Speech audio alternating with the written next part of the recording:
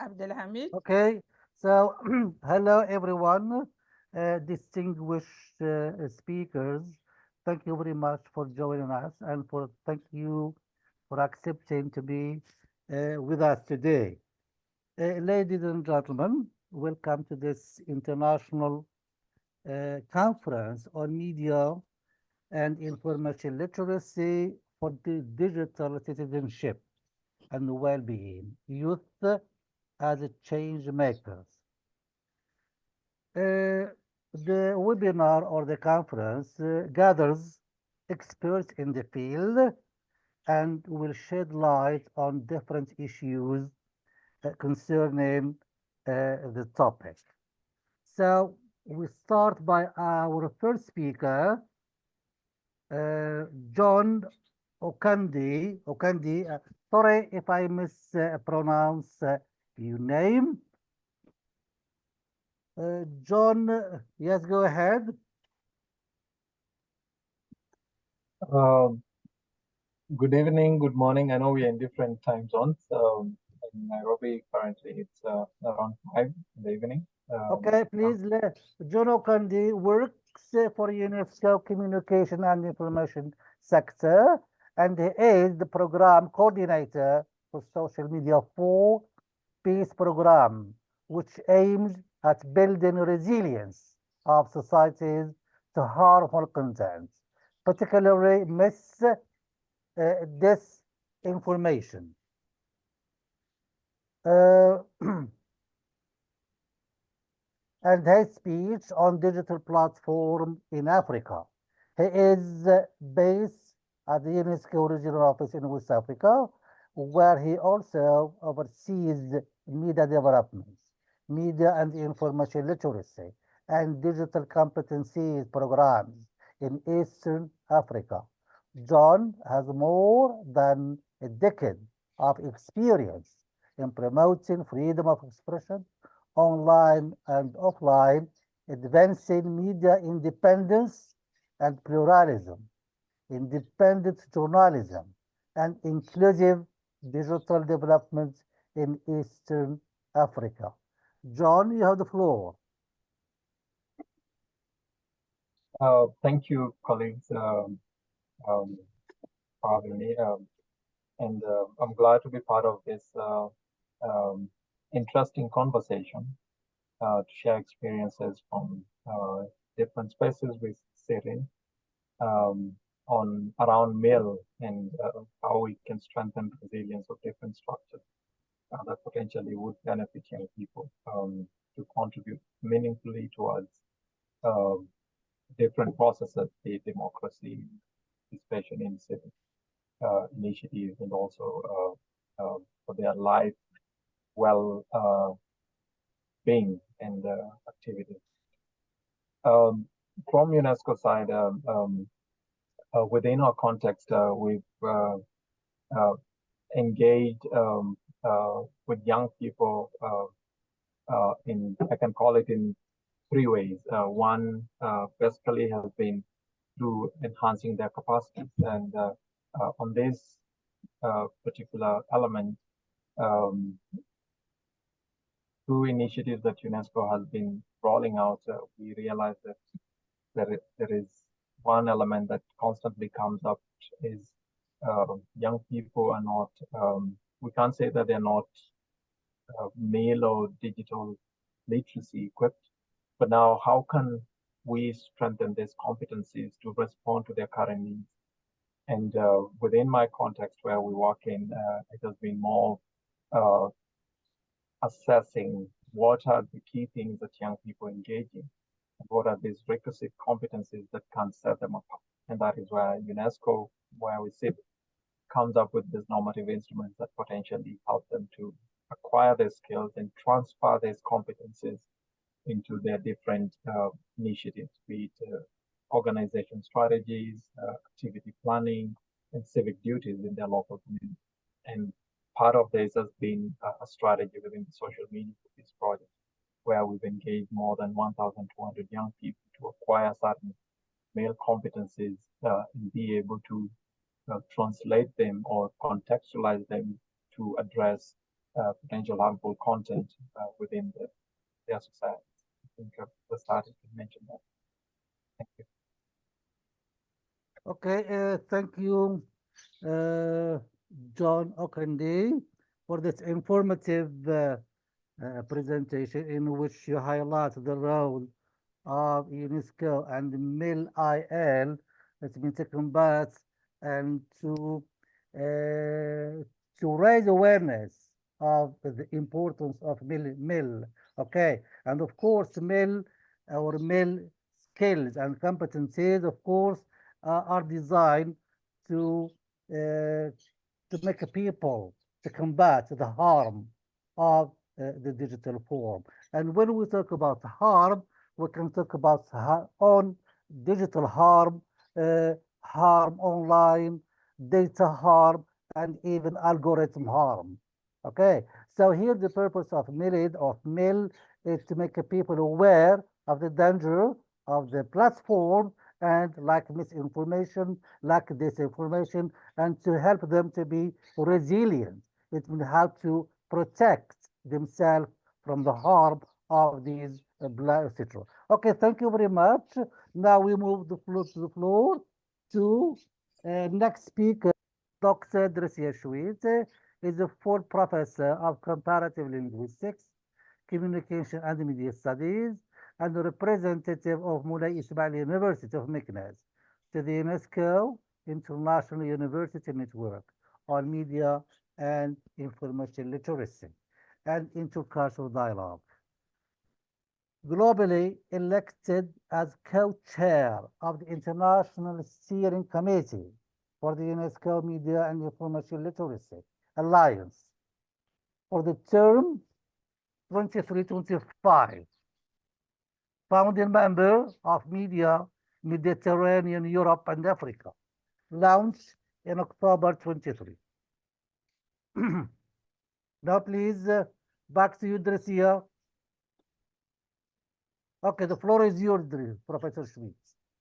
Thank you very much, Professor Abdelhamid. Let me share my my screen.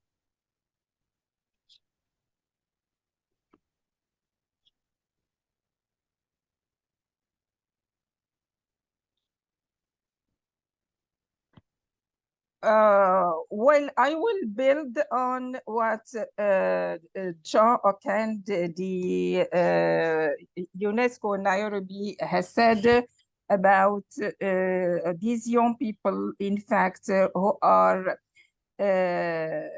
digitally illiterate. They do not have the competencies. He remarked that UNESCO has assessed their needs, and UNESCO is working to help them acquire these needs.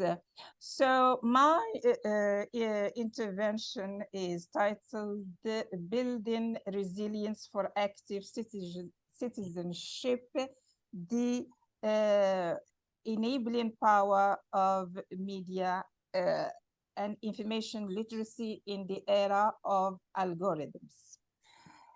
As you may see, the keywords are media information literacy for building resilience.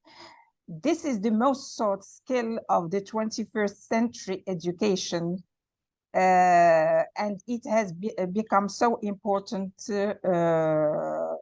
from the COVID-19 pandemic. So how I perceive it and how I defined it in one of my previous talks is resilience is a combining high-order critical thinking skills, reflective thinking, problem solving, flexibility, and the capacity to transform challenges into opportunities, which are all combined enhance self-confidence, self-esteem, creativity, innovation, and well-being, both online and offline.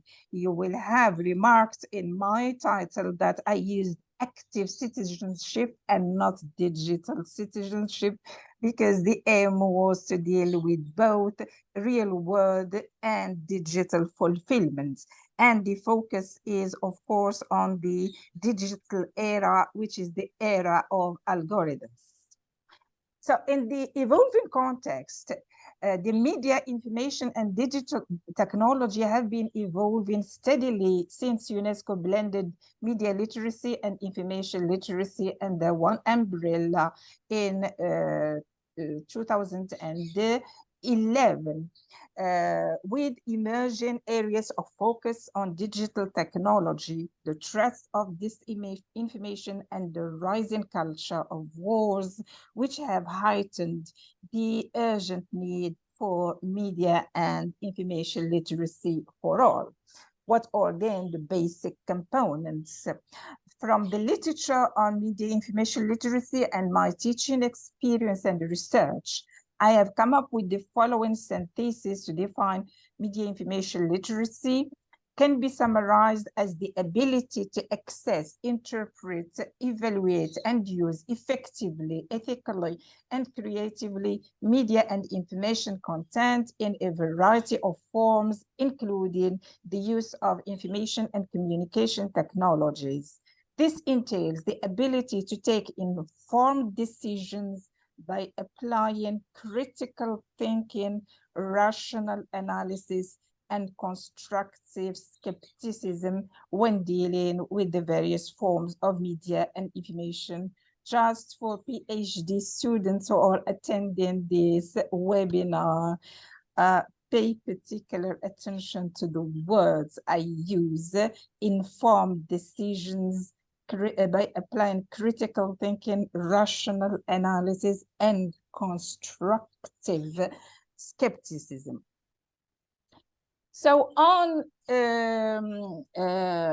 building a critical approach, what is at stake? You should always ask questions about the type of the message, the producer of the message, the target audience, message appeals, embedded values in the message, message interpretations, sidedness of the message, quality of argumentation in the message, credibility of information, and detection of disinformation.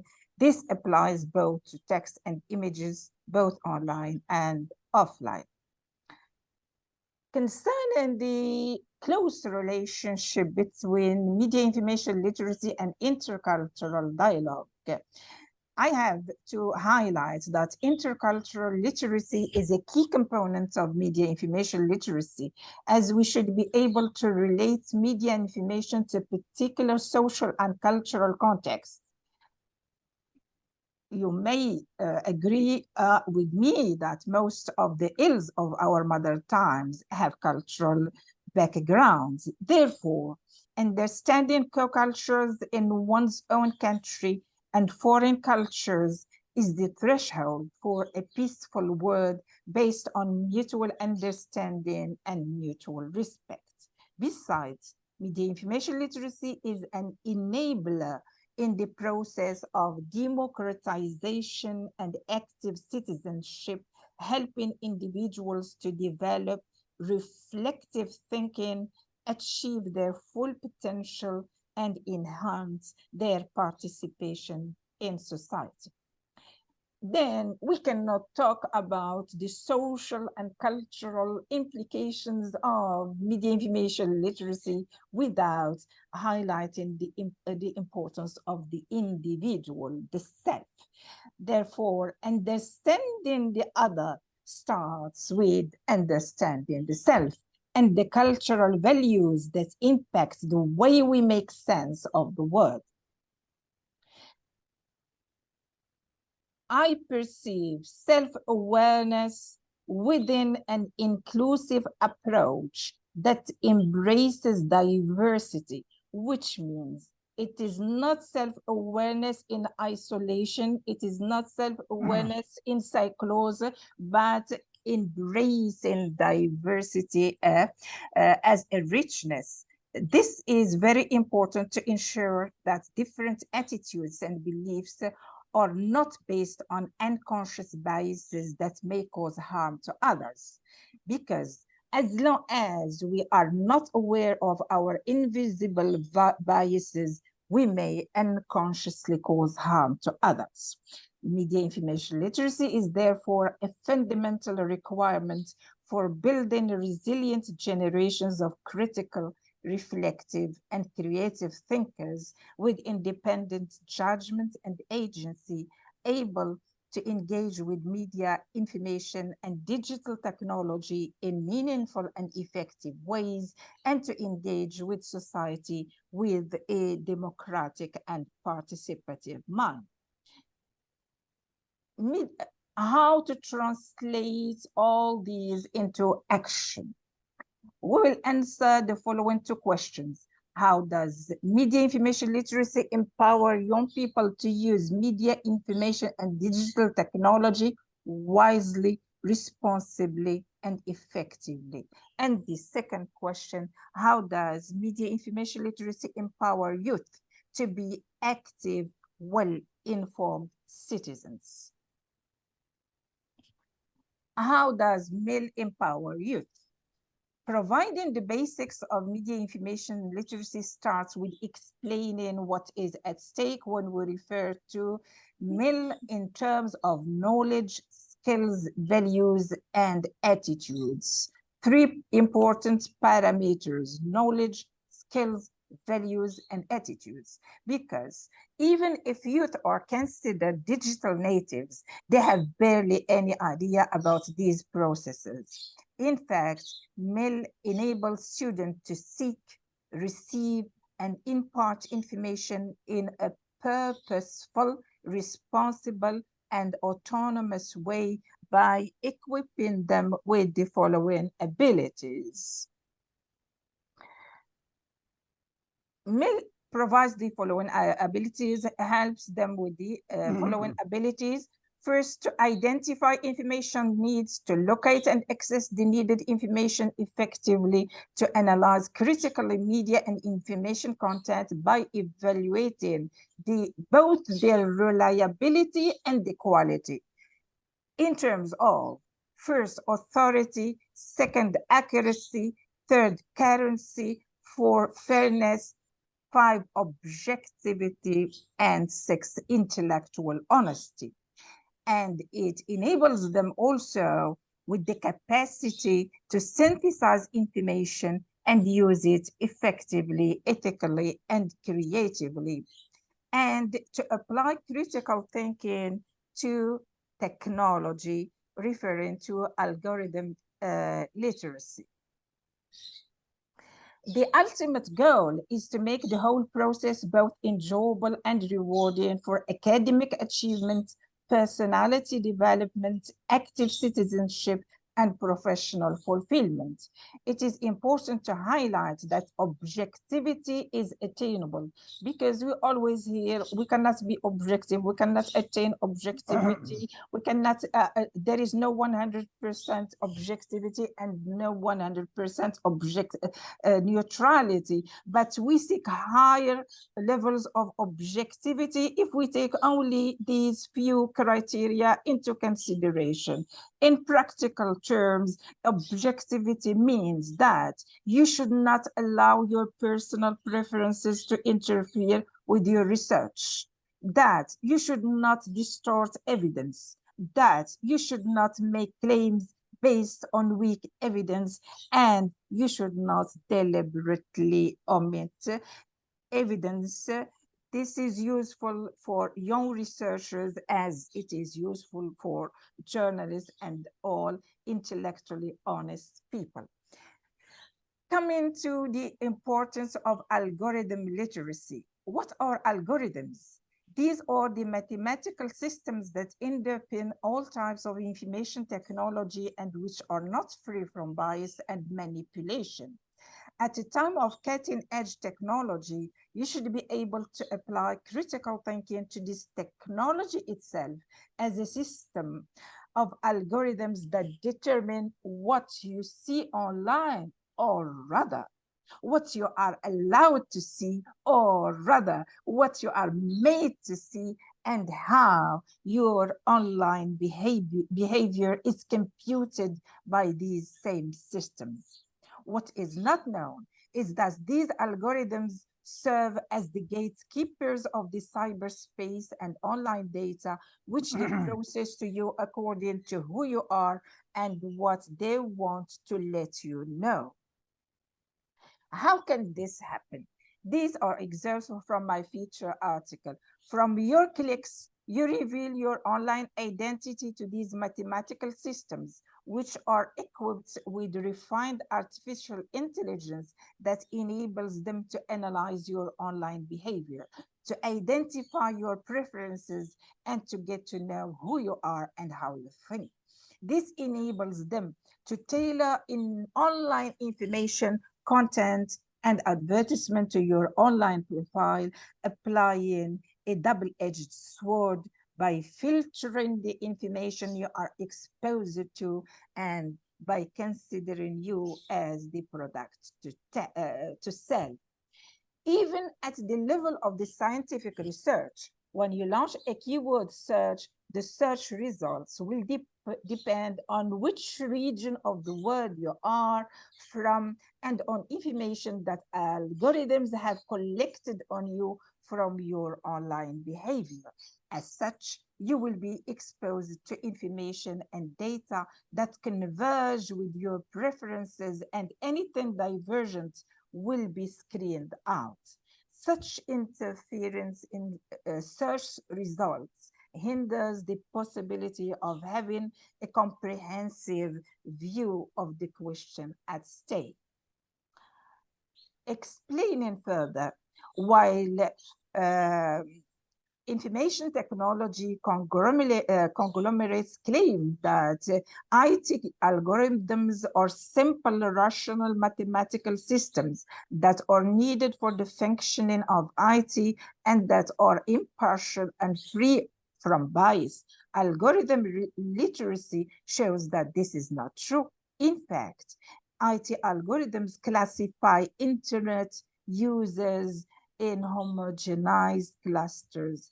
Please pay attention that this is written. I wrote it in bold and in red to show that this is one of the most dangerous effects of algorithms. They classify internet users in homogenized clusters depending on their likes and their dislikes. The danger of this invisible manipulation of users is multifold. First, it is hidden, so people do not pay attention to it. Second, it controls access to information and news by prioritizing some data, news stories, views, people, places, and companies over the others.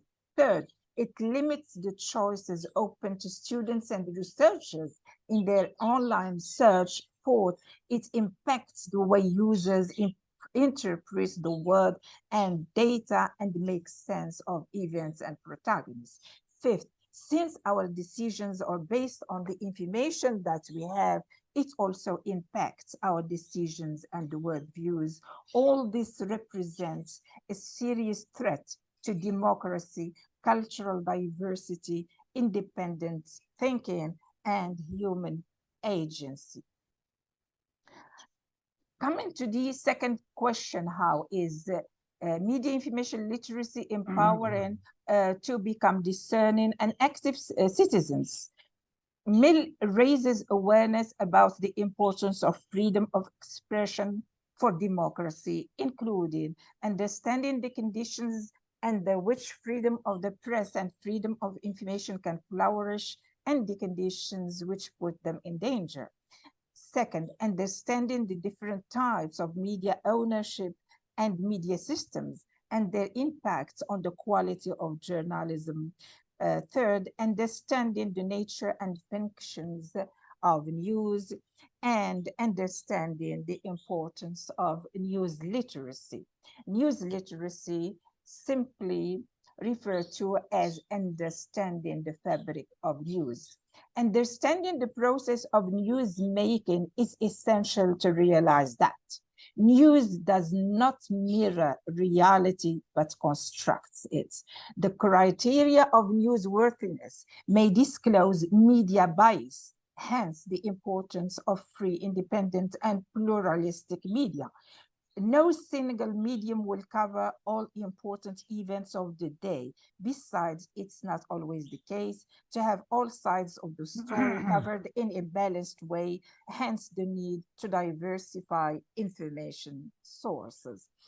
This applies especially in contexts where the public interest and the watchdog function of the press are downplayed, and also in the case of state-controlled media and partisan journalism.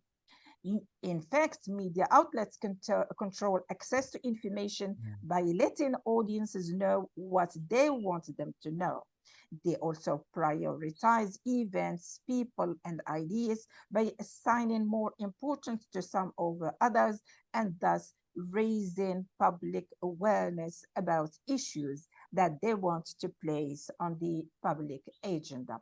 They do not decide only on what to cover, but also on how to cover it and when, which allows them to highlight only some sides of stories, which in turn can lead to biased or unfair reporting.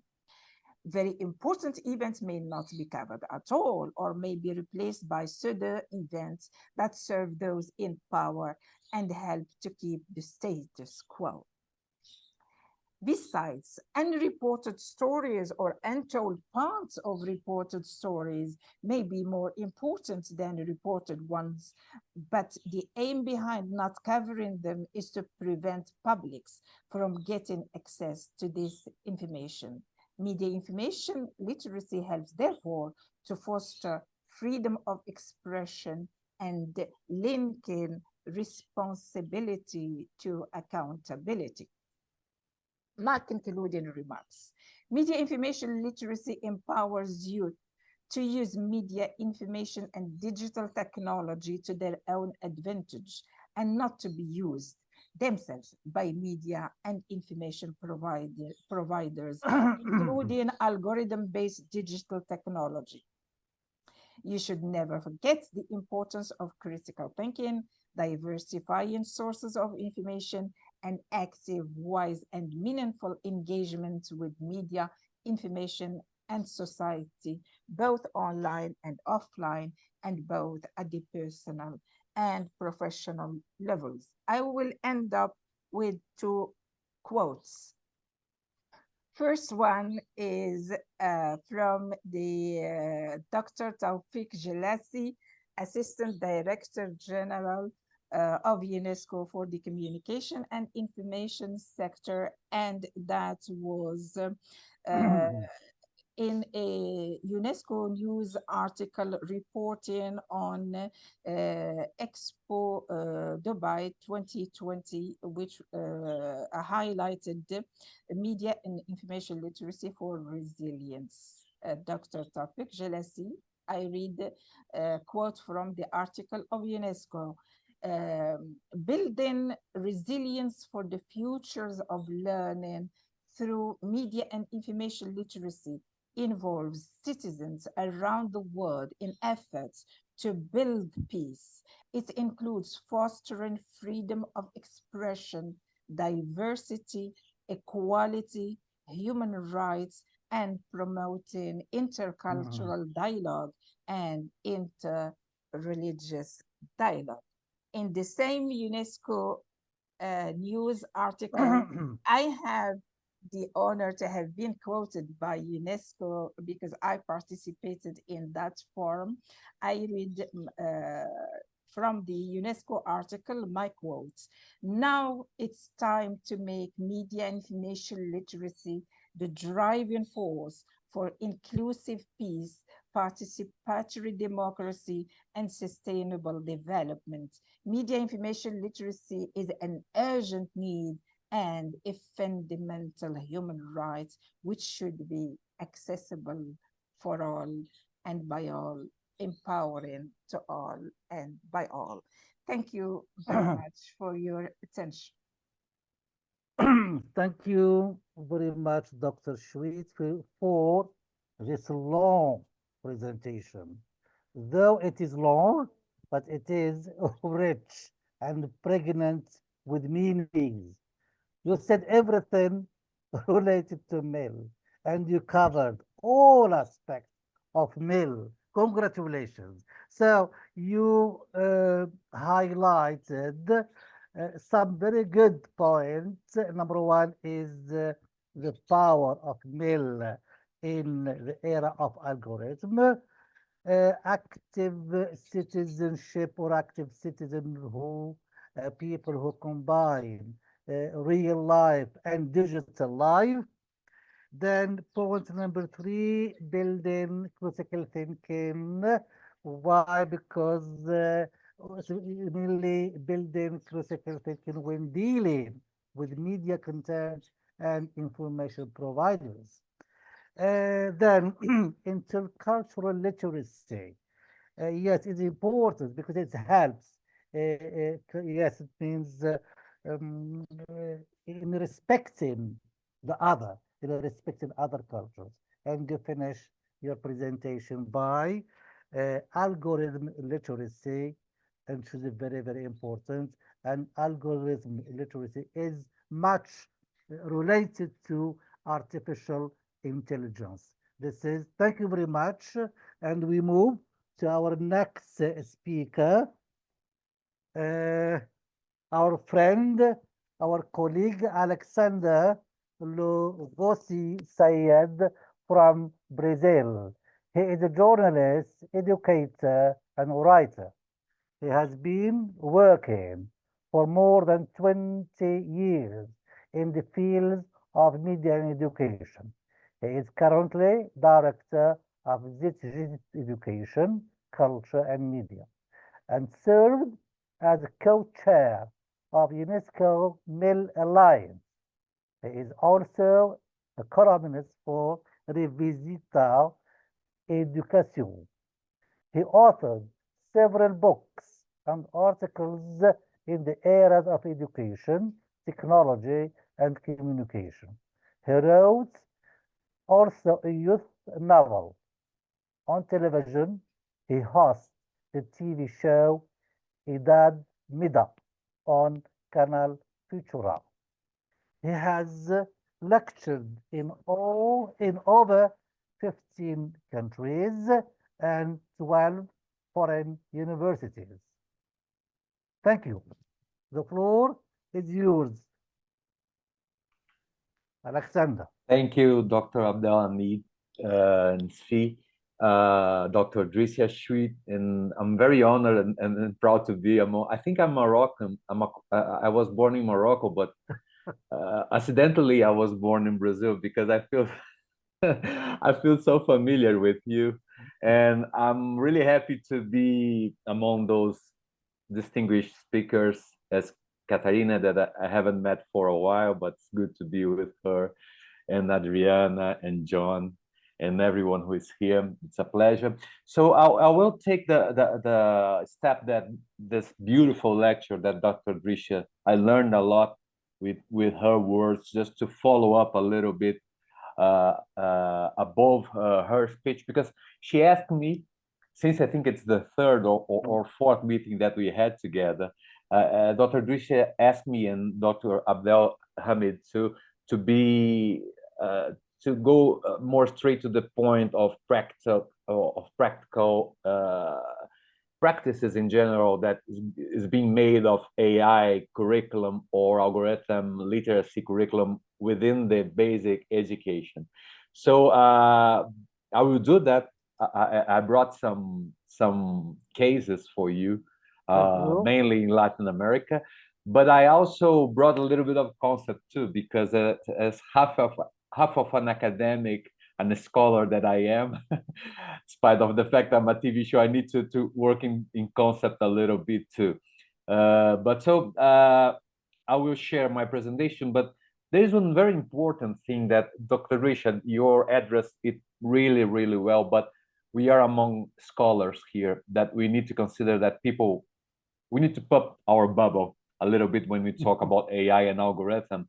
People in general are confusing a lot what AI is and what algorithm is. So for example, I mean, in a general sense, this thing that I have here is a robot that my kid made for me in the kindergarten.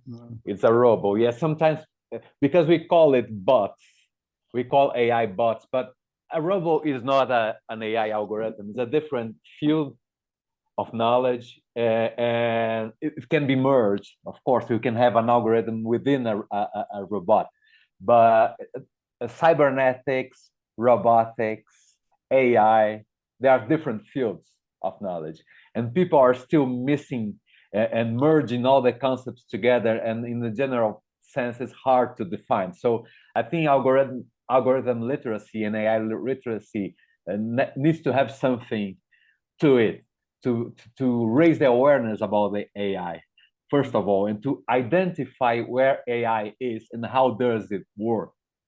Yeah. Another basic difference that I think is really, really important is to find the difference between an AI system and a coding and computer system, where they work completely different as well. An AI system implies in recurrency. It's a system that learned by itself, and the computing coding that came before AI era just it's a line. It's just straight ahead and accomplish one specific task. It doesn't learn with the data. So this kind of thing, it's for me, it's the most thing that are related to an AI literacy in the basic education. So I'll share my screen to start my presentation soon and do not lose more time. Can you see it? Yes? Yeah. So I made this research in the Pontifical Catholic University in Brazil called Artificial Intelligence and Ethics. Actually, it's a book that I just published. The book original is Ways of Media and Information Literacy Curriculum, but I changed here Ways to Empower Youth, since we are talking about youth empowerment on this webinar. I think it's very important because I'm a professor for the university, but I work with high school as well. I work with high school kids in communities and schools all around the world. So it's important for me to address the youth and to empower youth with AI. So this is what I'm going to address a little bit. This is the cover of my book, just to start have a fresh start. This is a Edward Hopper, an American painter, painted this during 1950s in the US. This man in the office, in a small town office, is the name of this painting, looking through the window. I think this is it represents the human perspective on AI for me, because we are in our work looking through the window, thinking how AI will impact my life in an ethical aspect. So I choose this painting for be the cover of my book. So I brought as the cover of my presentation here as well, just to try to match a human aspect on AI. That's what Rich addressed as well. The perspective of bias in the algorithm is something that is related to the human presence. So the human is here, the man is here, the worker is here, looking through the window of his office. So we have already said a little bit of my bio. I'm working international level in some organizations like the International Council for Media Literacy and the DCN network too. And I'm working on media too as a journalist.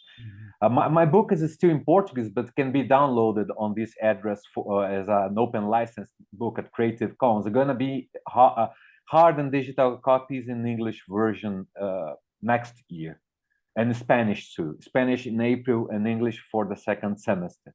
So you can download for free and translate in ChatGPT, for instance. For example, you can translate from Portuguese through ChatGPT to English. The first concept note I like just to address is that educations face complexity nowadays, and while we talked before of television, radio, newspaper, magazines, and even internet at the beginning without social media or algorithm, we are talking about a mediation. When we talk about communication, and we can evoke Marshall McLuhan, we are always talking about a mediation. There is no communication without mediation. There's no human life without mediation. But at the same time, what I try to put in a historical timeline is the AI algorithm as a new mediation. And this is how I've been researching in some articles that put AI as a new way of mediate our world with the outside world and communicate. And this implies a different kind of view, because an algorithm works completely differently, as Mrs. Drishes should address, as a TV.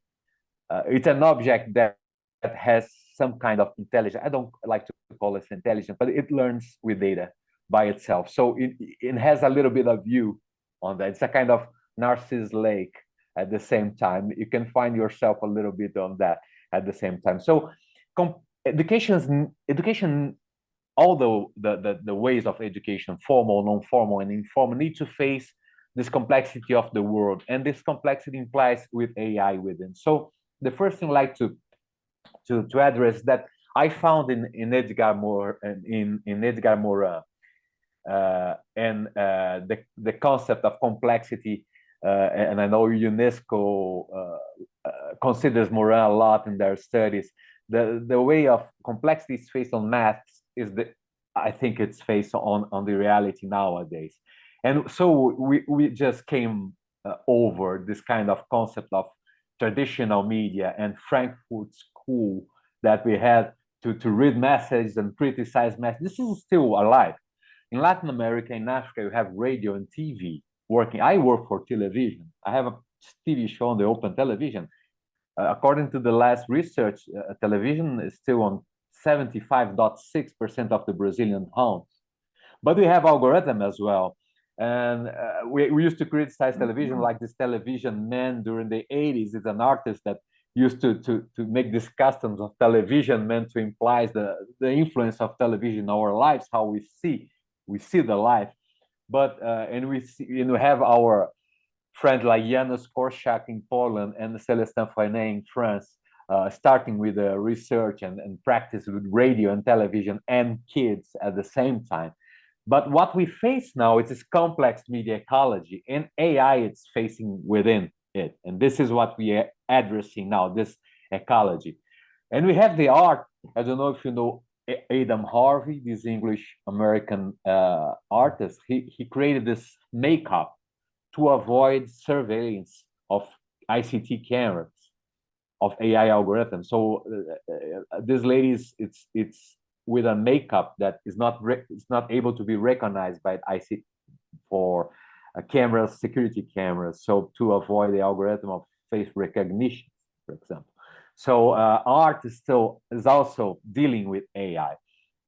So we have Gutenberg and we have Zuckerberg at the same time, two different kind of perspectives of media living at the same time. And what I think is important for the youth and for the AI algorithm or AI or algorithm literacy is to think that now we have another element with an agency, which is the algorithm itself. Bruno Latour, it's a very interesting French anthropologist that wrote that we need to identify the agency of the algorithm within the objects, the agency of the objects within a network, not only the agency of the human's agency, but the agency of the objects. So we need to consider that when we criticize, when we read, when we try to promote a more critical thinking with AI systems. So when we think about artificial intelligence algorithms, we think about objects and agencies within a network. Which is very important to consider this. So how can we address ethics and critical thinking to AI as a new mediation? First of all, as I said before, the first thing is to define AI for the kids need to understand what AI is, how it works basically. And this is how you can identify the first steps on AI literacy curriculum or an algorithm literacy practices. So I like this definition. It's a very mathematical definition, but created by a Brazilian specialist. AI is just a statistic model of probability that compares data and patterns. It's not more than that. So we need to demystify AI. we do not idealize AI as we see in the movies, on the science fiction movies and books, and try to bring it to reality. It's a recurrency system. It simulates the human brain, and it impacts our entire life. It's a general purpose technology. And because of the data and the quality of the data, we can generate things with AI like text, image, and video. And we can work with predictability, which is a thing that is new in media to predict situations and scenarios. So this is a deep learning system, a really easy way to understand a deep learning system that simulates a neuron, a brain with neuron layers. And each neuron, the red spots are the input that we have on the system. The blue spots, the blue dots, are the output system, and the yellow dots are the layers where the system will start to identify what we are asking, what we are comparing layer by layer. So the most complex system that we have has 30 neuron layers. And it's called neuron, like we call neuron in biology too. So the developers call it neuron too. Just to address, I like this research. I invite all of you to read it.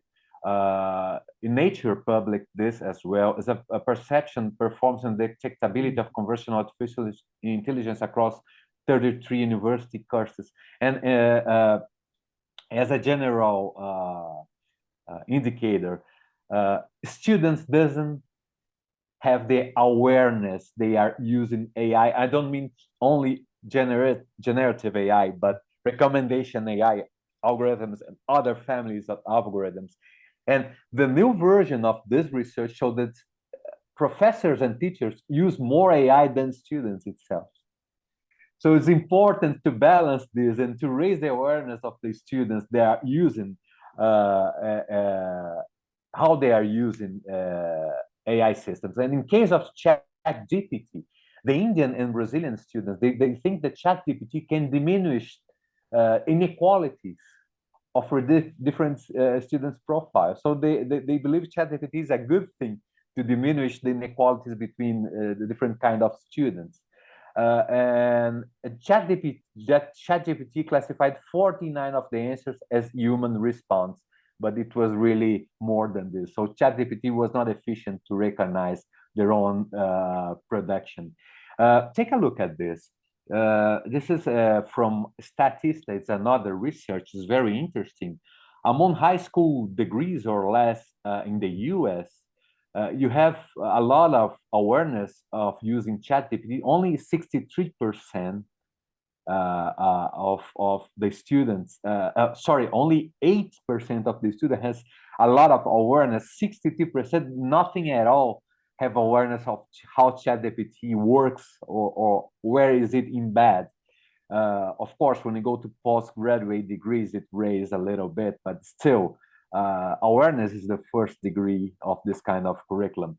I will skip this. So the ethical impacts are not, this is the point of my research. There are a lot of ethical impacts. I list some of that, and I think Drisha addressed the bias, which means that the algorithm bias can be biased on the database, the data lake, or the data set.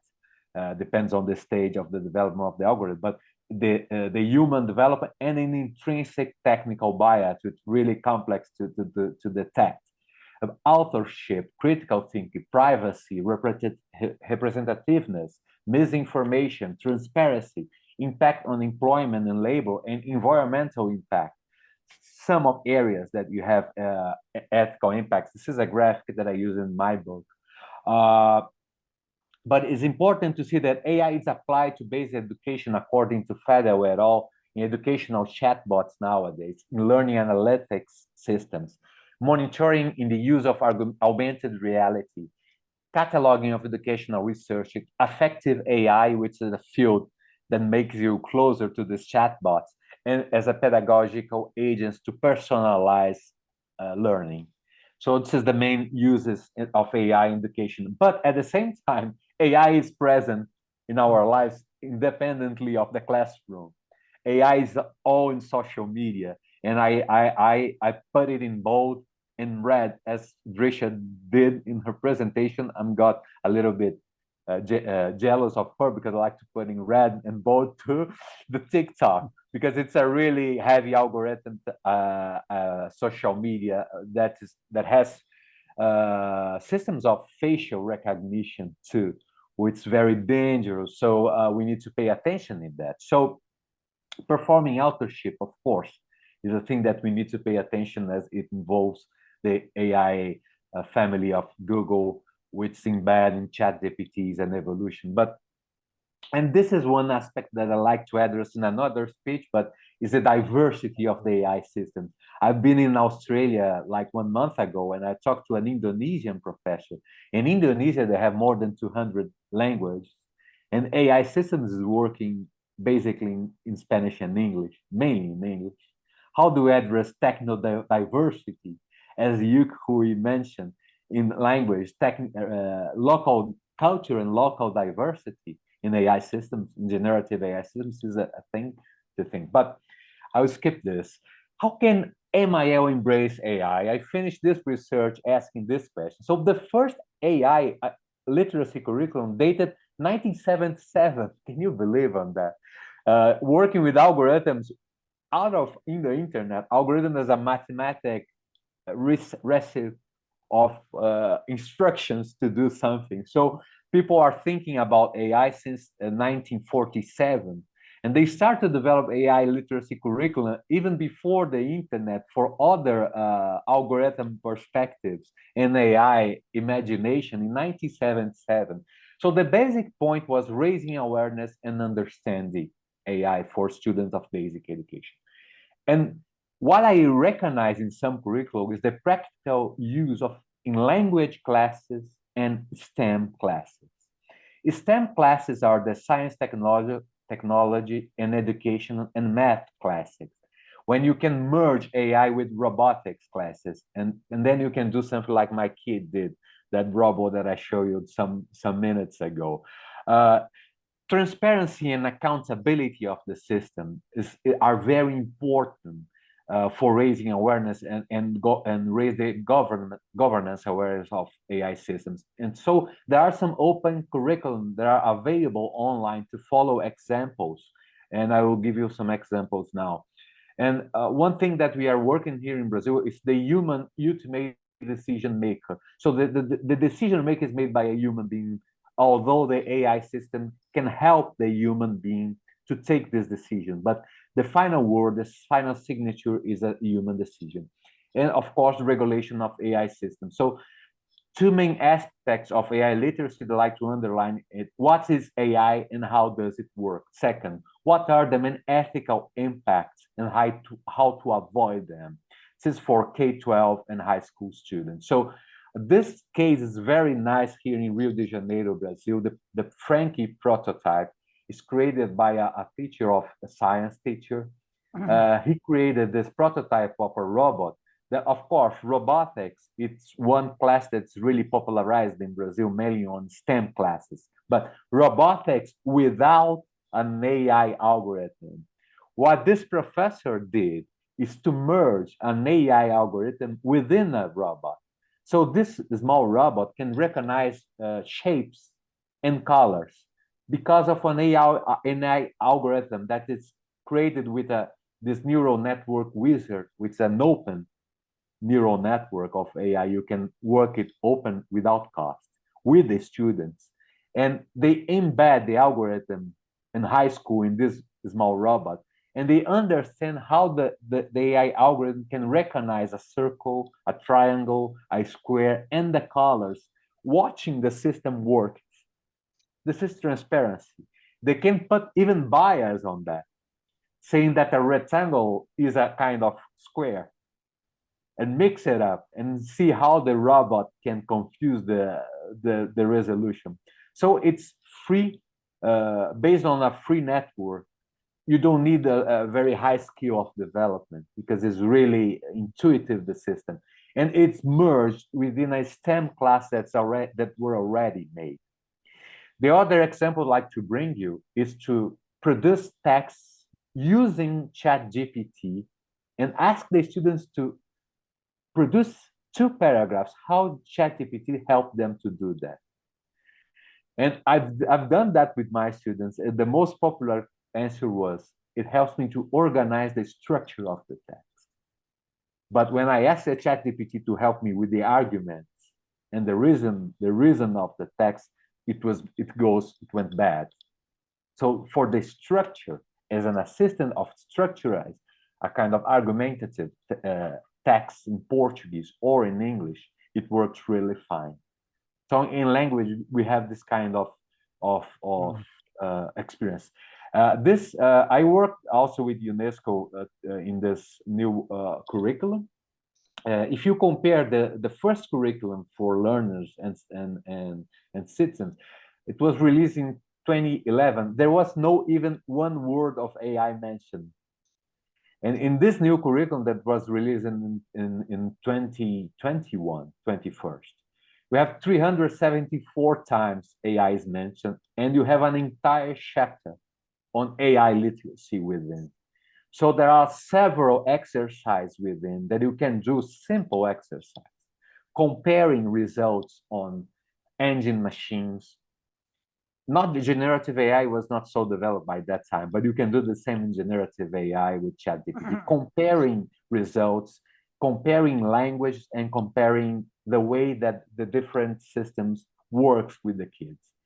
Of course, the media and information literacy, this is from UNESCO as well, has a system where AI literacy now is one dot that is part of the entire system of media and information literacy according to UNESCO.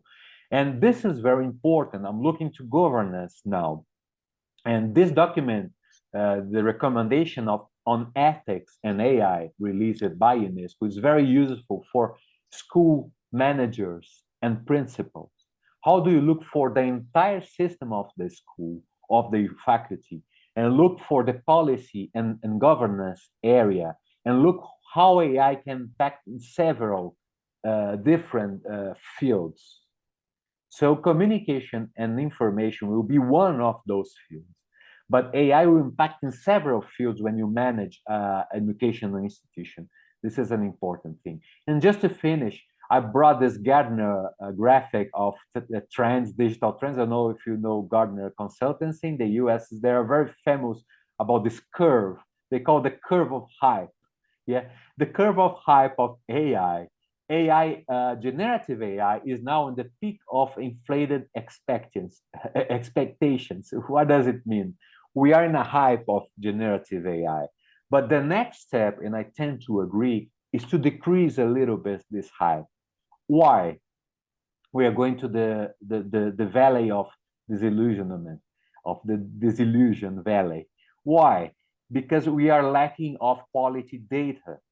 The data we're generating on the internet is bad quality, is not labeled, is not so reliable. So the generative AI system is going to slip a little bit on the next 3 or 4 years to get bold and get through this final plateau of productivity, they call, which this final line of steady line.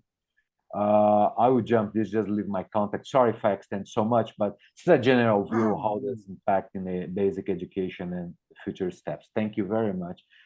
Dr. Drisha, I hope I fulfill your expectations this time. Okay, thank you very much. We enjoyed listening to you. Your presentation is rich and diversified. Of course, artificial intelligence is a mass, and we have to accept it as a human being. It penetrates all spheres of our life. But it had an impact on human beings and humanity. It had an impact on humanity. That's why scholars and journalists draw our attention to the challenges we face, okay, in the future concerning artificial intelligence. I think my question, please, not my question, the question we ask as a human being, can artificial intelligence diminish our problem solving and critical thinking abilities? But I think, in my point of view, that the most important skill in facing artificial intelligence is critical thinking, because it sets the limits between the boundaries between what is truth and non-truth. Okay, once again, I thank you, and perhaps Katrina is in a hurry because she wants to leave. Okay, Katrina Christodoulou, your media and news literacy independent consultant trainer, founder of Media Literacy Matters and Stories Media Lab, co-founder of Media Literacy Institute, researcher in media and news literacy, Aristotle University Thessaloniki, a former adjunct researcher at the Athens University of Economics, the Institute for Language and Speech Processing, and the University of Athens. PhD in Media and News Literacy, Aristotle University, okay. Master in Cognitive Sciences, National and Kapodisterian University of Athens, BA in Computer Science, English Language and Linguistics. Research interests, media and news literacy, understanding and learning from multimedia text, reading in digital media, cognition and media, digital media skills, narrow and descriptive skills, human and machine learning systems. The floor is your, Katerina. Thank you. Thank you so much for having me here in this exquisite panel. Thank you for the invitation and for the opportunity to speak on the topic, which is, as I said before to Drisha, hotter than ever, because now, last year, I would say, or a couple of years ago, without the AI, we're a bit in a safe ground. Now with AI, technologies are so fast that we cannot do not have the time to understand how we can have a framework to understand them and how we can convey our knowledge to the younger generations. Nevertheless, I'm going to share my screen and I'm going to show you the PowerPoint that I have prepared today. This is the end, so I'm finished. Okay, let's go back to the beginning. So I hope you can see it. Can you see it? Yes, yes, yes. Okay, and where is? So I'm going to speak about news literacy and teen media consumers and how TikTokers can become digital citizens. Teens are a group which is less empowered as regards media and underrepresented. They do not have a voice in the media world, while they are 1/3 or even more of the media users, especially online media users and social media users. Also, they have specific online information habits, which they formulate on their own way, despite not having any meal training before. But it is very important to see the topic of news consumption in these ages, the ages from 12 up to 17, have the skills to access information and also the skills to assess reliability of news, and also the skills to fact check the news that they collect.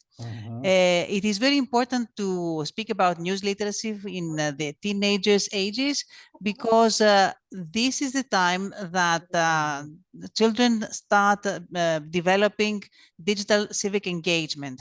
They start belonging in cyber communities. They start having power relations with various organizations that attract their attentions. These might be established bodies, or they could be just individuals, which are very powerful, as for example, influencers.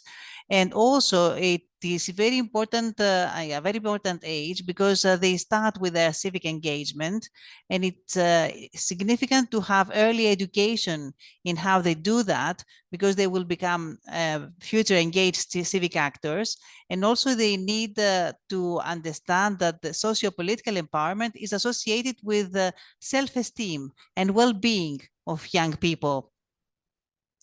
The teenagers, the young generations, interact in the traditional ways, in other words, via discussion, exchange of opinions, etc., but also with online practices, which have their own semiotics. What is important to note is that even some very small acts of dialogue or feedback or investigation or producing media for teenagers are actually meaningful acts of civic participation. Uploading, for example, a post on the Instagram is a civic act for or an act of advocacy for teenagers. However, they navigate in a world of distorted information, and it's difficult for them to contextualize online content. Also, they cannot understand which are the adverse consequences of distorted information in their civic life or political life in some years. They can also be influenced by partisan actors sometimes, and they can also shape their thinking and behaving based on the characteristic of various social media platforms and habitats. Last year in 2022, I ran a focus study, a focus group with interviews with 20 young children of 13 to 15 years old in Greece, so as to see which they had no military training at all, in order to see which were their habits in news consumption. I wanted to know how they get informed, which are their preferred media, how they develop their critical thinking, how they relate with social issues, whether they have responsible information behaviors online, and which are their motivations to learn about what is happening in the world. The questions there was a long structured questionnaire. Every interview was about 1 hour long. And the questions were like the ones that you see here. For example, how do you get informed? Do you believe that you're well informed about the world, about what happens in your country? Do you create and upload posts on social issues yourself? How do you check the accuracy of this kind of posts? Whom are you going to trust for information when you become 17 and you're ready to vote for political candidates? Because in Greece, teenagers vote at 17. Do you trust Google? Which kind of context would you need in order to understand the news? And the findings were very interesting. First of all, being informed has very different definitions. Many children gave different definitions of what it means to know what is going on in the world. Most believe that they know everything which is worldwide. They believe that they are very well informed. However, they are randomly exposed to news through social networks. Very few, just one or two girls, actually there were two girls who had systematic news consumption habits. For example, one was turning on TV 3 or 4 times per week on herself in order to watch the news, and another one had subscribed to a newspaper, so she had, the aggregated summary of news of the previous day every morning in her feed. And the preferred source of information is the opinions of some peers or trusted others. These could be also influencers that are unknown. Crowd checking is the preferred method to fact check actually the information, and but they are very much interested in social issues, and they want to raise awareness in their communities. They believe that they have very good media literacy skills, and usually they employ lateral reading. In other words, they try to find several types of sources that speak about the same event, so as to see whether this event is true or not. But when it comes for elections or voting, all the teenagers said that they would go to their parents to ask information about the candidates. So they wouldn't trust any media whatsoever when they would become voters. And also they say that we are powerless. We see that the world has many problems, but we cannot do anything. But the only thing that we can do is that we can share the problems on social media and raise awareness for each other. This is advocacy for them because they create an opinion and they form some convictions and they share their views with others. And also, I saw that the example that we believed 10 years ago that this age of children are not interested about what is going on in the world. This was the dominant conviction of adults. This was not true in my sample. Every kid was very much interested in what goes on, what's going on both in Greece and in the world. So it seems that fact checking is not enough for teens, because what is very important is to see how they could compile this imperfect information into their understanding of an issue. When they access an issue for the first time, if this takes place within a realm of misinformation, it is important not only to understand which is the correct or the true information, but how to construct the concept of the meaning of this issue. And also, objectivity is not the main criterion. For them, emotional, moral, and social considerations are very important. And also context is very crucial for them to understand the various concepts. So it seems that there is reasoning, there is critical thinking. The point is how to use this, how to put it into context, and how the adolescents can become news literate. Can this take place spontaneously? Should they go through formal training? Should we provide some scaffolding mechanisms, for example, some aids, assistance here and there? And how could we empower teens through their civic media literacy education? So these are the questions for future research as regards this age group. Thank you very much for your attention. And this is the end of my presentation. Thank you. Thank you, Katarina. Thank you very much for this presentation. Of course, news literacy is the ability to determine the credibility of news and other information. Nowadays, I think youth people or youth generally prefer online news, and to some extent they neglect or they do not read the newspapers.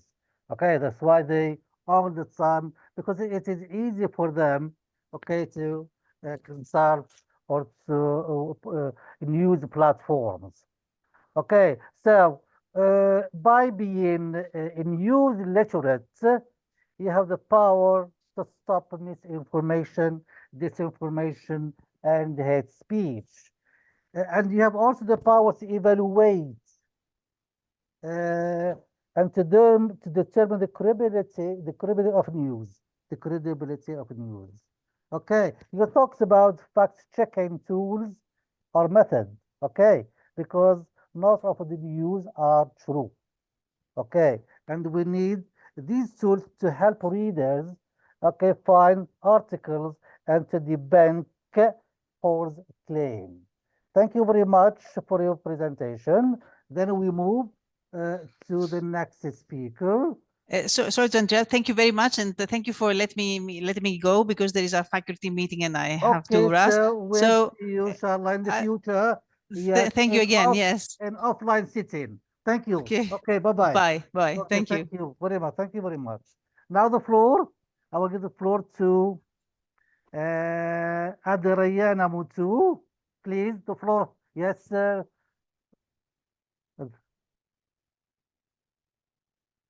Adriana, Professor Dr. Adriana Mutu, Head of Academic Quality, Professor and Researcher at IDIG Business and Marketing School, Barcelona, Spain. Independent expert, consultant for the Council of Europe. The floor is yours, Dr. Adriana. Thank you very much for the introduction. Good afternoon, everyone. Can you see my presentation? Yes. Yes. Excellent. So thank you very much for inviting me to participate in this event. It is a pleasure to be here. So my presentation draws on the expert report, Youth and the Media, that I elaborated last year at the petition of the Parliamentary Assembly of the Council of Europe, the Committee on Culture, Science, Education and Media.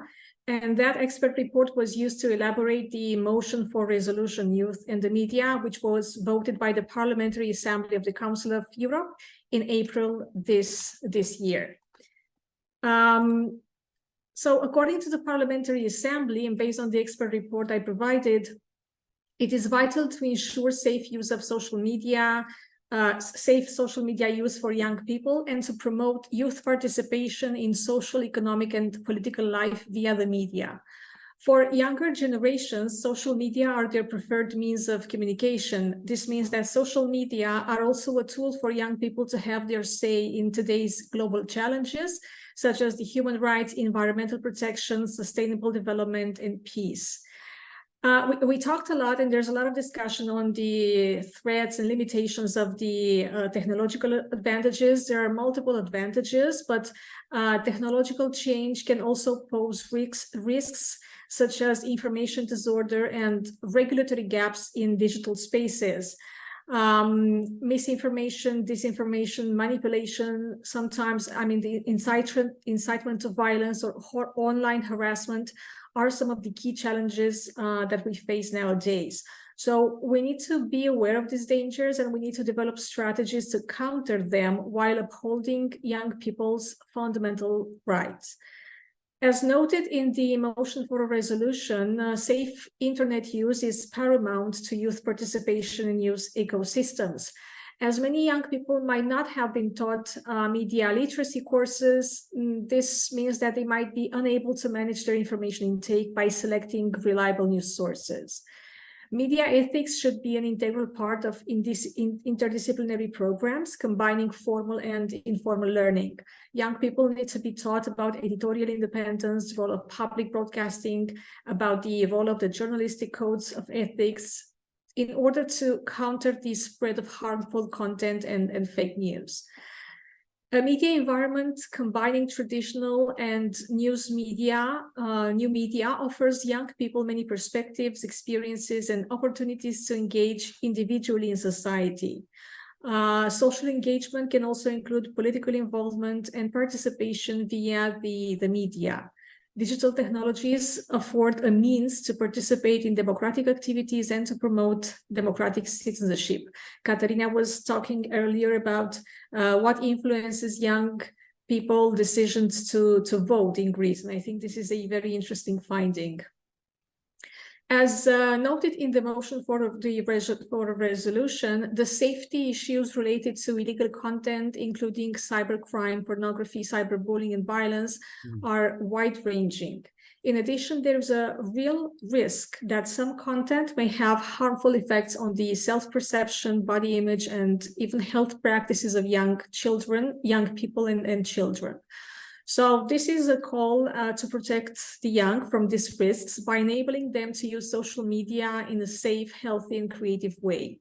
As noted in the motion for a resolution, new approaches need to be found to make young people's voices heard in traditional media as well. So from the policy perspective, key issues of practical interest to various stakeholders, both private and public authorities, include identifying what young people value in the news, their underlying needs and motives for consuming and engaging with news media, their relationship with mainstream news programming, their overall trust in professional media reporting, and the perceived value of quality journalism. So, as noted in the parliamentary report, education about data protection and online safety must also be stepped up. Teaching digital citizenship includes equipping young people with the skills to understand and protect their data privacy and safety when interacting with artificial intelligence. And this goes in line with the presentation of our Brazilian colleague. So to conclude, the Assembly called on member states, based on the expert report I provided, to promote the participation of young people in social and economic life via the media, bearing in mind that digital transformation can lead to inequalities.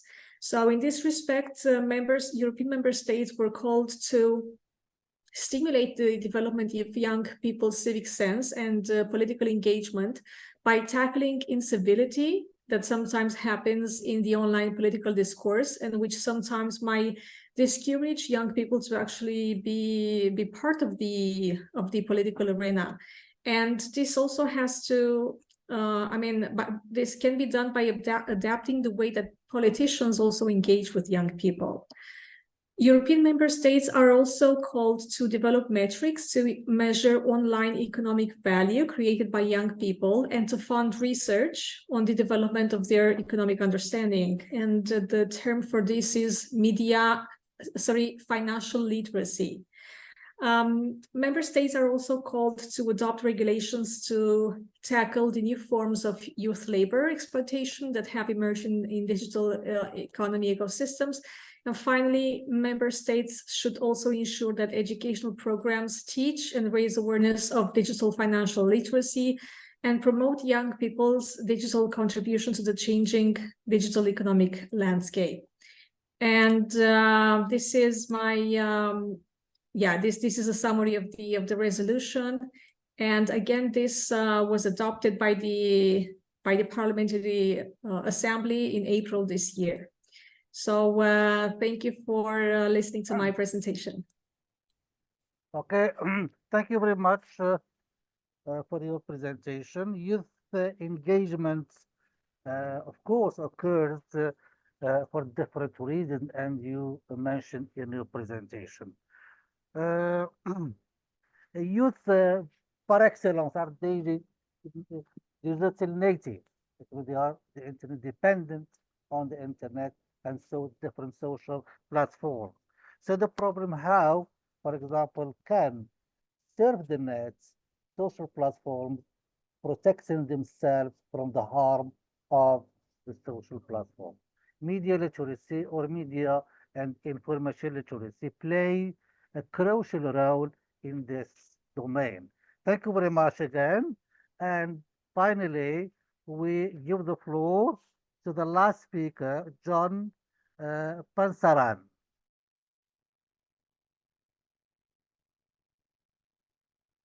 John Pansaran holds a professional doctorate in communication, a master's degree. Now, please, not yet. Okay.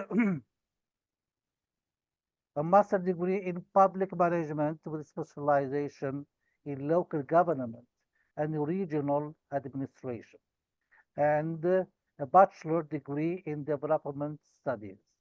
In UP Malina, he handles courses in development studies and political economy.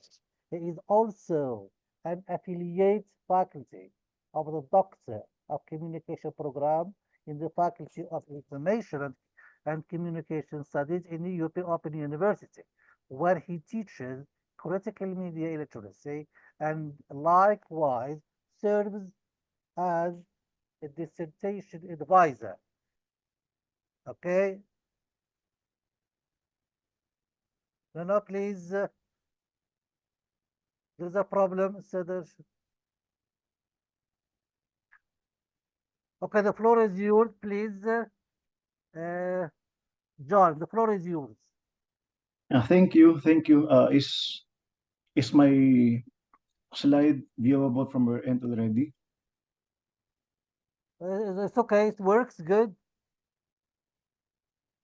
It's okay. Thank you. Thank you, Sir Abdelhamid. Greetings of peace and solidarity, fellow MIL advocates. No, the topic of my presentation today is engendering public sphere media and information literacy education in task design, with specific focus on theoretical co-orientations and practical propositions. The inclusion of media and information literacy, or MIL, as a required subject in the curriculum across many countries worldwide is an affirmation of its increasing strategic importance in public sphere education and socio-civic engagement, especially among the youth stakeholders. But the overarching question is, how should this be pedagogically and discursively carried out, particularly in the context of formulating and designing textbook tasks? This conceptual paper argues that the civic intentionality meta-constructs of media scholar Paul Michailidis, co-constitutively composed of agency, care, critical consciousness, persistence, and emancipation, mutually reinforce each other in contributing to the actualization of the potential of media and information literacy education as a social practice of academic vigilance and engaged scholarship, specifically when sought to be alternatively embodied in what were conservatively conceptualized textbook tasks and learning activities. In today's era of information obesity, network disinformation, and disinformation innovation, there is a need to consciously align the course along the politico-critical path. Towards this end, the role of instructional materials such as media and information literacy textbooks is crucial in achieving the political and pedagogical goals of creative, critical, and reflective thinking, as well as action-taking among the younger generation. Within this context, the conceptualization of the public sphere is heavily influenced by the Habermasian perspective. In more specific terms, according to Valverde, as cited in O'Keeffe, textbooks translates the abstractions of curriculum policy into operations that teachers and students can carry out. When viewed from this theoretical-practical perspective, the portion of the textbook that both teachers and students can carry out are translated and embodied in the specific questions, instructions, interpositions, instantiations contained and enshrined in the textbook task section. As such, the learners need to realize that the set of competencies which they will acquire functions not only for self-development or self-change, but more imperatively for loftier societal objectives, and that is the change of broader conditions. Drawing from Michailidis' contention that media education must manifest strong civic intentionality, this research exposition argues that the textbook task segment possesses an immense potential to expand democratic education and engage the class and the local community in the collective task of tackling pressing social and sectoral issues. To advance this civic intentionality framework, Michailidis articulated 5 distinct yet inter-animating core constructs and values, namely agency, care, critical consciousness, persistence, and emancipation that are mutually reinforcing in achieving the social goals of radical democracy and communication activism. In the book Civic Media Literacies, Reimagining Connection in an Age of Digital Abundance, Michailidis argued about the need to reinsert human connectedness in the culture of digital abundance in fostering social solidarity and community engagement. He further pointed out that for the longest time, media literacy education only held these views implicitly, and that there is now a sense of greater urgency to actually embrace civic intentionality instead of just assume it. Boyd, as cited in Michailidis, observed about the existing civic agency gap, which pertains to the gap between concern and the capacity to act, as manifested by the disconnect between being aware and meaningful engagement or action taking within the digital realm.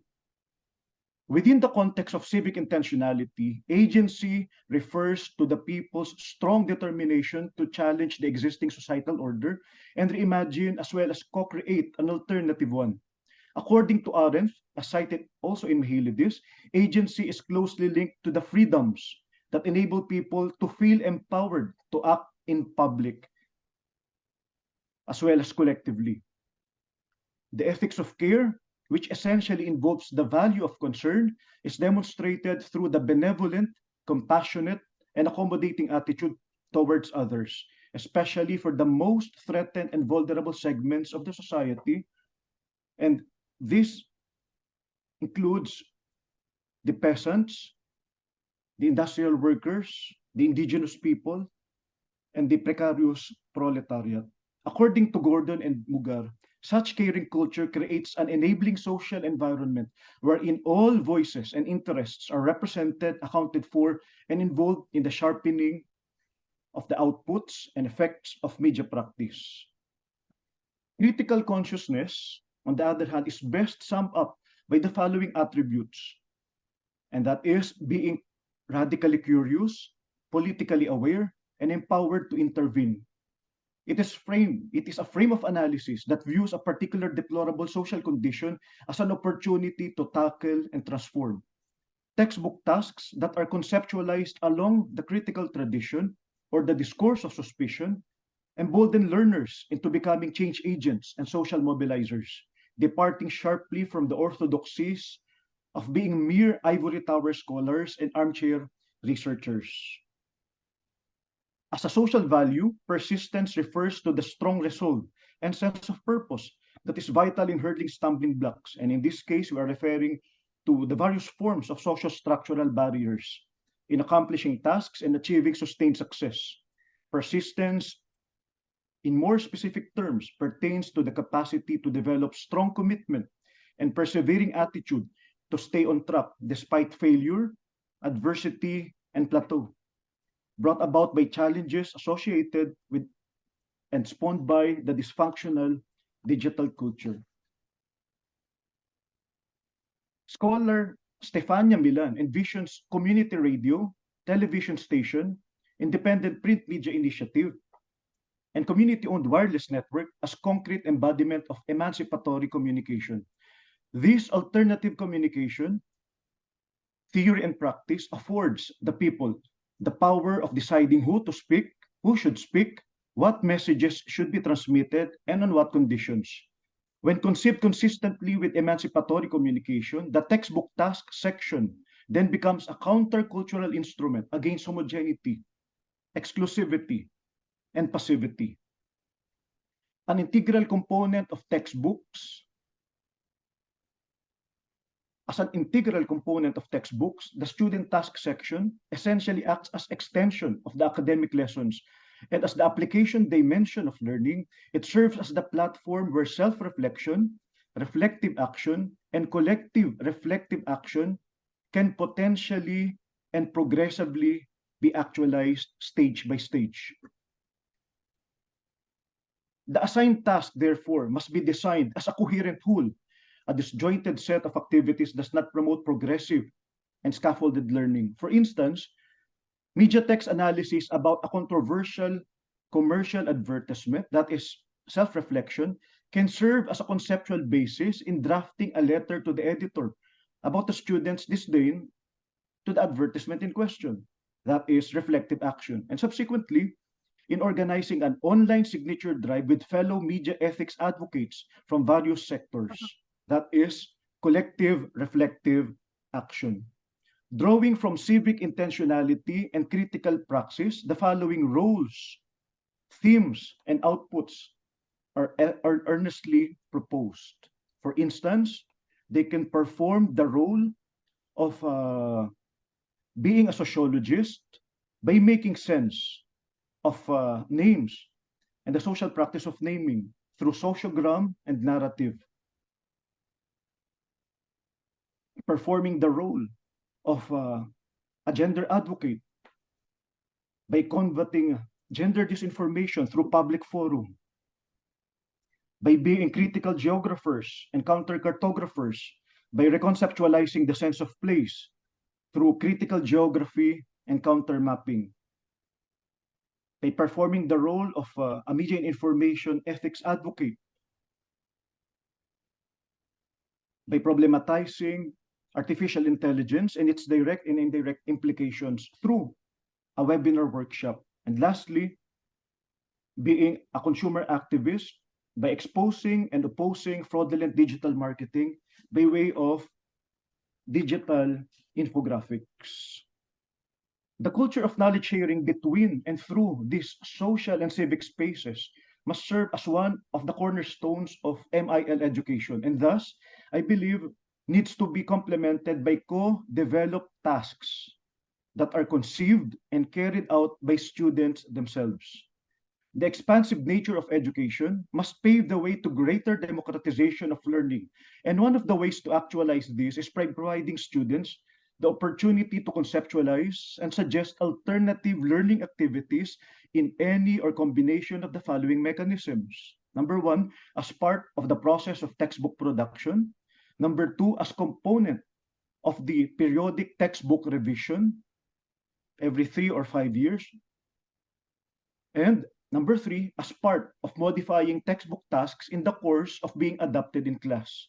This social practice will enable the students to co-design and therefore co-own the textbook tasks. In the process, they become learning collaborators and student consultants. Based on the foregoing media and information literacy education, it therefore needs to be reimagined as intentionally civic. And within the context of this paper, such community-oriented mission becomes viable by adhering to a textbook task framework with an inherently critical, cultural, and context-conscious attributes. It goes without saying that media and information literacy as a field of study and practice requires frequent, high-level, and sustained encounter not only with the media content, that is text and subtext, but also or more so with the social world, that is the context. And to conclude, as a transformative course and discourse, textbook producers must also not forget the critical role of media and information literacy in capacitating and activating the students and the youth sector as community enablers. Towards this end, the alternatively conceived textbook task design should be framed to help address the pressing development issues faced by the locality with the students as well as their collaborators and interlocutors from the community in the forefront. And ultimately, these collective efforts must be anchored on the fundamental precept that civic intentioned media education is co-constitutive of the broader liberation and social movement against all forms of insecurities, subalternities, and freedom. These are my references. Thank you for listening and the opportunity to share.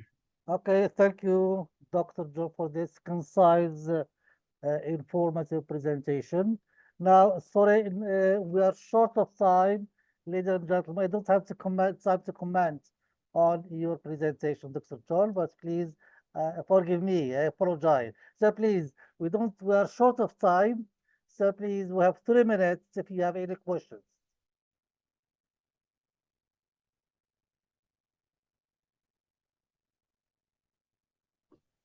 I have questions for Alexander. Amazing your presentation, but still the difference between algorithms and artificial intelligence. They do exist in artificial intelligence. What are the main differences between the algorithms and the artificial intelligence, as you mentioned at the beginning of your presentation? John Ponsaran, that is the intentionality, civic intentional media information literacy education, promising. I liked that, and I had a question for Adriana. Maybe after listening to Alexander and John. Thank you. No, I just actually artificial intelligence is the name of the multidisciplinary field where the algorithms work in. Algorithm is the technical name of how does it work, but pay attention that algorithm is based on a Persian world that has thousands and thousands of years. A Persian word that is used in mathematics and other fields before artificial intelligence as a instruction, a list and instruction of tasks that you must do in order to accomplish function. So algorithms are really 10,000-year word that's been used by the mathematicians in different functions and different fields. And artificial intelligence is this kind of recent field, not even 100 years field, multidisciplinary, that use the concept of algorithm to organize the tasks of how it works. So there are different things, and algorithm is a really ancient word and a really ancient mathematician concept of organizing tasks. What I said probably that people are asking, because sometimes you can find the word AI literacy curriculum, and sometimes you can find algorithm literacy curriculum. Sometimes you can find different words for meaning different structures to address AI within the basic education. Sometimes it refers to an algorithm literacy, or sometimes AI literacy, but basic, in this sense, they are meaning the same thing. Thank you. I have a question for Adriana. I like the tackling incivility. We are seeing so much incivility at the political level, at the media level, and then how to equip our students with the capacities of civic discourse. That is a very difficult challenge that we need to tackle. And indeed, research shows that incivility online, but online and offline actually discourages young people to contribute. So it discourages them to actively engage in the political discourse. So one of the solutions would be, well, educate politicians, stakeholders to be civil, to encourage civility online. So this is a work that has to be tackled by everyone. So it's our responsibility as citizens. At the end of the day, it's about common sense, and how do we actually show common sense in our professional life, and how can we use this to stimulate young students to cooperate. And so thank you for this observation, Drissi. And I also want to answer one of the questions addressed by Tafik in the chat. How can we address the concept of digital citizenship at the higher level education? This is a very good question. And the answer would be, or my observation would be, well, we have to insert this type of programs into the school curricula. Now, different schools, different educational programs offer training on media literacy, on financial literacy, and I think it's a good time to start teaching digital citizenship. So it's yeah, this would be my observations. Okay. Yes, Alexander, because this morning I had a meeting with the president of the university, and we decided to integrate algorithm literacy in classrooms starting from the next year. So it is a good step, it is a good initiative, okay, to raise awareness of algorithm literacy. So please, if you have no question, other question, please. We have a question from the audience from Mohamed Zwiri, addressed to Alexander. Hello, first, thanks for the informational presentation. My question is to Professor Alexander concerning the use of large language models like ChatGPT. Do you believe that in the very near future, these will be able to replace the traditional research methodologies we use to conduct research, or at least will it be beneficial to use them hand in hand with the research methods without ethical concerns? I think it's, yeah, thanks, Drisha. I'm not a very good futurist, I'm a nowist. I like to understand. So sometimes it's hard to predict. But I don't like the word replace. I think it will transform somehow the way we research. And it's already transforming. It's not going to transform. It's already transformed. And there are a lot of people concerning Mrs. Zouiri, Mohamed Zouiri, about copy and this kind of thing. But I'm more concerning the way this kind of tool will assist people to research. I think there is a space for assistance in this kind of large language models. Though we need to follow up with ethical issues and codes and references, as we've been addressing here, because otherwise it's going to be hard to see this kind of tool as something that is really ethical in the part of the academic world. So it's an important issue that we need to follow up step by step. But I don't believe in replacement. I believe in transformation and following up the ethical aspects on that. And the academic field and community need to be, it's already aware of that, it's already following these steps. Today, I must say that if you try ChatGPT to do something really complex, it is not going to work. It's not going to work definitely. It's a good assistant though, but it's not going. So we need to follow up the steps. Thank you.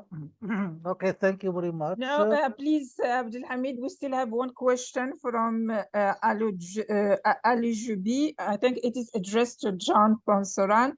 He needs more explanation on emancipation communication and alternative communication. Yes, thank you. An attribute of emancipatory and alternative communication would be the following. Number one, of course, it's critical. No, it is critical of the established orders. It's decolonial, meaning it foregrounds indigenous perspective. It is transboundary. It covers the tri-continent of Asia, Latin America, Africa, especially the most marginalized one. It's place-based, no, it's rooted, it's relevant. It has to be gender sensitive. It has to be liberating.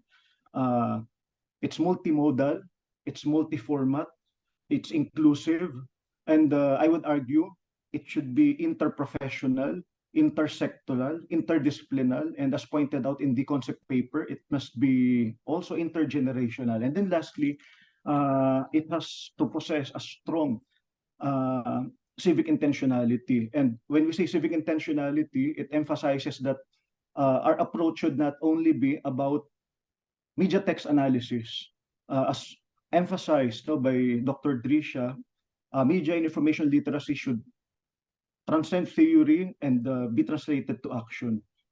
MIL should have strong local application. And I am guided by the adage that theory without practice is blind, and practice without theory, theory without practice is dead, while practice without theory is blind. And to conclude, civic intentionality must encompass various levels, ranging from the class, transcending to the campus, the civic organization, and the community.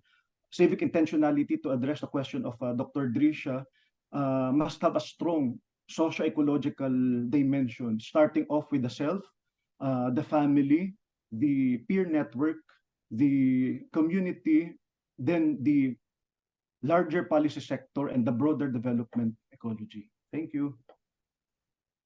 Thank you.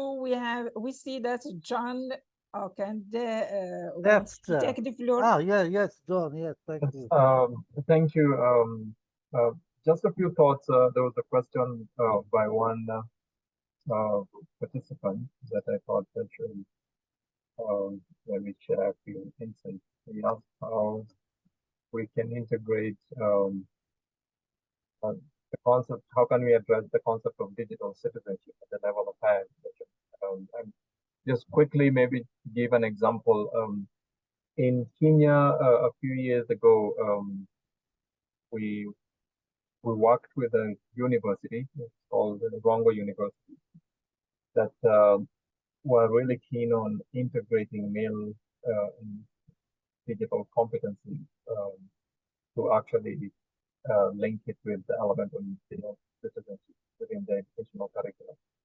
And what we did is we had a series of consultative meetings with different stakeholders, educators, policymakers, and government, and also with the local community, because we felt it's integral for these stakeholders to also be engaged in this process. And there was also a consultative meeting with the students, where they explicitly indicated that this is the current context, and we feel these are some of the competencies that would be relevant for us and way forward. So one, we were able to have engagements with different stakeholders, the policymakers, educationists, and the university adopted several main elements, which were of course contextualized to the needs of within the Kenyan context. So they had several courses that they picked and changed some elements and reoriented it to what they needed. So from UNESCO side, several approaches can be used. One, to enhance capacities of different stakeholders, and then they transfer those gained competencies to this process of addressing the concept of digital citizenship. Another modality would be possibly on creating normative partnerships. There's a meaningful partnerships within the academia so that they do an assessment and see these are the requisite elements that we need to build up on or address the concept of digital citizenship. But you have to be very clear with the target group and also the different nuances that exist within that context. That is linguistic diversity, cultural issues among that. If you want to ensure ownership of those competencies to the people you target group. And then another element is just basically awareness, raising and networking. How do you create how do you leverage on different networks? And we have the global mail networks and other networks that exist within that specific context that can help you build momentum towards this, building, addressing the concept of digital citizen, because I feel it's vital to leverage instruments that exist in this particular course. So those were just my few thoughts, and thank you. Okay, thank you very much for your talks, and many thanks to you. Okay, so hoping to see you at another time. Okay, thank you very much. Thank you. Thank you very much. Bye-bye. Thank you very Thank much you. for the Thank you. invitation. Thank you. Bye, Bye. colleagues. Thanks a lot. Bye-bye. Thanks a lot. Bye-bye. Bye. Take care. Thank you. Thank you, Ma'am Drisha. Thank you, Ma'am. Thank you.